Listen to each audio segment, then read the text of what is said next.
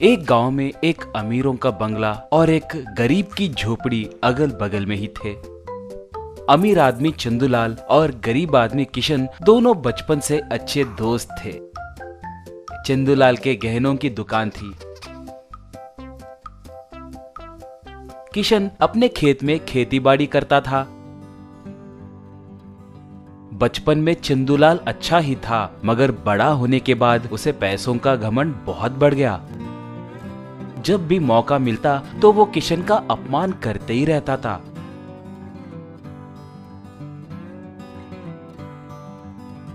एक बार चंदूलाल के बेटी के बर्थडे के दिन किशन अपने पत्नी और बच्चों के साथ वहां आया। किशन चंदू के बेटी को एक गिफ्ट बॉक्स देकर हैप्पी बर्थडे बेटी कहा।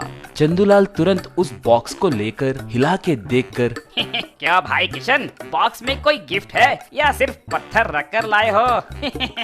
भाई मैं तो मजाक कर रहा था। जाओ जाकर पेट भर के भोजन करके जाना, तुम लोग उसी लिए तो आए हो ना। कहते ही वहाँ मौजूद सब जोर से हंसने लगे।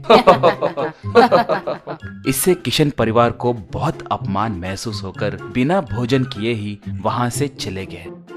अगले दिन जब किशन खेत जोत रहा था तब उसे किसी की हंसी सुनाई दी। वो रुककर चारों ओर देखने लगा। तब हवा के जैसे अस्पष्ट रूप से किशन के अंदर से एक आकार बाहर आकर किशन को देखते हुए हंसने लगा। किशन घबराकर भूत भूत भूत भूत कहकर जोर से पुकारा। तब पड़ोस खेत वाला मुड़ के उसे देखकर क्या हुआ, ऐसे क्यों पुकारे, भूत कहाँ है? कहकर पूछा। किशन तब यही मेरे ठीक सामने है, तुम्हें दिखाई नहीं दे रहा है क्या? पूछा। वो तब पागल हो गए हो क्या, सुबह सुबह चढ़ गई है? कहकर अपना काम देखने लगा। तब वो आकार मैं जिसे दिखना चाहूँ उसी को ही दिखूंगा, मैं भूत नहीं हूँ, कहा। किशन तब क्या तुम भूत नहीं हो तो कौन हो? कहा। तो वो आकार मैं तुम्हारा दुर्भाग्य हूँ, तुम्हारी गरीबी, मेहनत, परेशानी, दुख, इन सब का कारण मैं ही हूँ। तुम्हें देखे तो मुझे बहुत हंसी आ रही है, तुम्हारे स्थिति को देखकर तो। कहा। तो किशन को गुस्सा आया। तुम्हें शर्म नहीं है क्या? मेरे परेशानियों को देखकर हंसोगे? बचपन से मुझे बिना छोड़े मुझसे चिपक गए ना, तुम्हारे वजह से ही मुझे इतनी परेशानियां हैं। अब तुमसे मुझे कोई काम नहीं है, मुझे छोड़कर चले जाओ, कहा। वो दुर्भाग्य तब क्यों भाई, इतना गुस्सा क्यों करते हो? मैं सब में रहता हूँ, जब भाग्य तुम्हारे पास आएगी तो मैं खुद चले जाऊंगा। अब तुम्हारी किस्मत बदलने वाली है, ये बताने के लिए ही बाहर आया हूँ, कहा। किशन तब क्या ये सच है? आहा, कितनी खुशखबरी सुनाए, मेरी किस्मत कब बदलने वाली है? बोलो बोलो, कहा। दुर्भाग्य अबा उतावले मत हो भाई, मेरे साथ आओ, दिखाता हूँ, कहा। किशन ठीक है कहकर उसके साथ चलने लगा। ऐसे दुर्भाग्य और वो मिलकर जंगल में चलते चलते एक जगह पहुंचे। वहां जमीन पे एक दरवाजा था।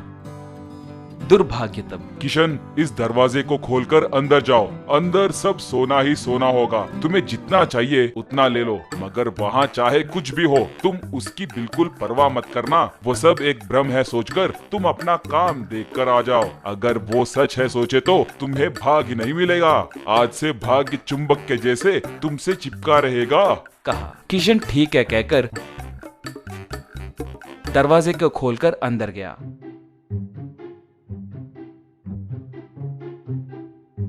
अंदर एक सोने का टनल था, वो उसमें रेंगते हुए जाने लगा। इतने में एक भूत उसके पैर पकड़कर पीछे खींचने लगी। कहकर हंसने लगी, मगर किशन ये सब भ्रम है सोचकर मुझे कोई नहीं खींच रहा है कहकर मन में सोचते ही वो भूत गायब हो गई। ऐसे किशन को बहुत सारा सोना दिखाई दिया।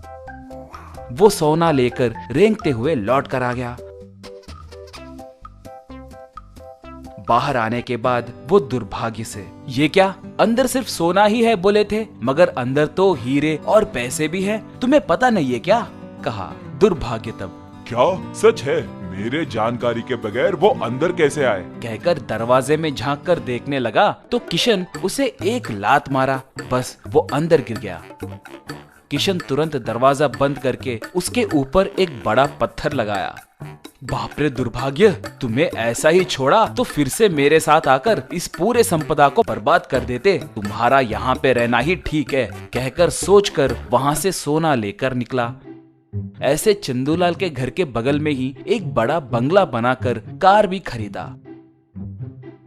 उसे और उसके संपदा को देखकर चंदूलाल दंग हो गया। जिसे खाने के लाले पड़े थे वो कमीना इतने पैसे कैसे कमा पाया? इसका कारण कुछ तो है, वो क्या है मुझे पता लगाना होगा।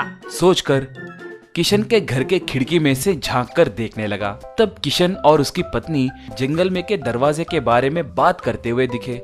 वो तो उस दरवाजे के नीचे बहुत सारा सोना है, वो मुझे भी चाहिए, सोचा। ऐसे वो उस दरवाजे को ढूंढते हुए जंगल में आया। उसे वो दरवाजा दिखाई दिया। वो उस पत्थर को निकालकर दरवाजा खोलते ही दुर्भाग्य बाहर आकर मैं कौन हूँ पता है क्या? मैं दुर्भाग्य हूँ। अब से मैं तुम्हारे साथ ही रहूंगा। अंदर सोना वोना कुछ नहीं है, चलो चलते हैं। अब तक तो तुम्हारी सारी संपत्ति उड़ गई होगी। कहा तो वो बाप रे तुम दुर्भाग्य हो। नहीं नहीं, मुझे छोड़ दो, मुझे छोड़ दो। कहा दुर्भाग्य। मेरे लिए इतना दूर आकर मुझे छुड़वाए, अब मैं तुम्हें कैसे छोड़ूंगा बोलो? कहकर उसके अंदर चला गया। वो घर आकर देखा तो वहाँ पर एक छोटी सी झोपड़ी थी। ये देखकर वो सर पकड़ लिया।